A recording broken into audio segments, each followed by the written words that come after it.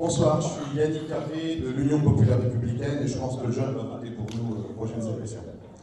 Alors j'aimerais donner quelques chiffres, parler du programme Erasmus et faire une petite précision juridique s'il vous plaît. Alors la zone euro est la pire zone économique du monde en ce moment. Le chômage augmente pour arriver à 12%. Il se trouve que dans la zone hors euro, la zone de l'Union européenne hors euro est en train de descendre. Donc ça équilibre un peu les choses, mais on a quand même 26,2 millions de chômeurs en UE. La dette cumulée sur 27 pays, donc pas le 28e, est de 11 800 milliards d'euros, 92% du PIB, un peu plus, ce qui représente 22 600 euros par habitant. Il faudrait le dire quand on parle de prospérité. En France, on perd une usine par jour et on a une faillite toutes les 2 minutes. Alors pour ce qui est d'Erasmus, ce programme qui a failli disparaître a été réinstallé avec une assiette très élargie, ce qui fait que les ressources soient chaque fois équilibrées. Je suis je vais être extrêmement court. Donc ce programme a été élargi sur l'assiette, donc ce qui diminue les ressources pour les étudiants. Actuellement, la bourse Erasmus est de 165 € par étudiant et par mois pour les études et de 350 € par mois pour les stages, quand on a la bourse complète. Par contre, le fonds Erasmus est transformé en garantie de prêt. Donc les masters pourront emprunter 12 000 € par an, et sur 2 ans, 18 000 €. Donc ma question, l'Europe s'est-elle donné pour objectif d'enrichir les banques? Et j'aimerais faire une petite précision juridique.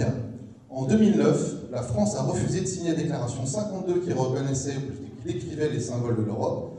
Donc formellement et juridiquement, la France ne reconnaît pas le drapeau et l'hymne de l'Europe. Merci.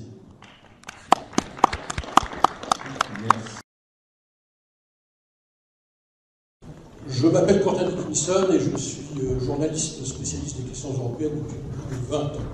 Alors une question qu'on me pose souvent ces jours-ci, depuis que ma candidature est officielle, car je suis candidat en 2e position derrière Nathalie Griesbeck dans notre région ici, la question qu'on me pose c'est de savoir pourquoi un journaliste spécialisé franchit le pas, descend dans l'arène et se présente aux élections. La réponse est très claire, et je rejoins un peu les inquiétudes de notre ami de 29 ans. La réponse est très claire. Cette campagne, cette élection ne ressemble en rien à ce que nous avons connu depuis 1979, que le Parlement européen est élu au suffrage universel direct. En rien. Cette campagne en France sera courte et brutale. Courte, parce que bien entendu, les élections municipales ont brouillé l'horizon pour les européennes, et brutale, parce que pour la première fois, les masques sont tombés.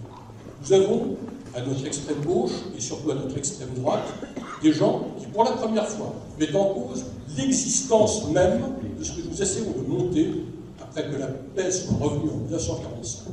C'est toute la trame de ce que nous mettons en place qui est aujourd'hui et pour la première fois menacée. Voilà pourquoi je suis descendu dans l'arène. Pour cette bagarre.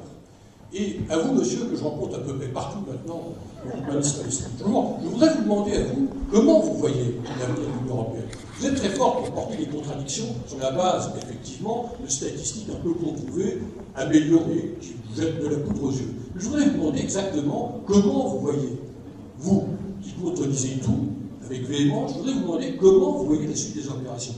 Qu'est-ce que vous voulez faire? Est-ce que vous voulez qu'on ne vote plus parce que votre apparence, votre discours est tout à fait négatif? Vous encouragez les gens à ne pas aller voter. Est-ce que vous pensez que c'est une bonne idée d'encourager les gens, de les décourager? Est-ce que vous pensez que c'est une bonne idée, monsieur? Je vais vous dire autre chose. Il y a aussi un autre enjeu. Si le Parlement européen, qui sera élu le 25 mai, est un Parlement européen mal élu, avec une très forte abstention, alors c'est effectivement le poids, la légitimité de cette institution qui est notre seul bouclier contre... Quentin, on ne peut pas faire un débat bilatéral avec monsieur, je ne suis pas d'accord. Mais on peut lui demander peut-être ce qu'il propose. Non, c'est pas très bien.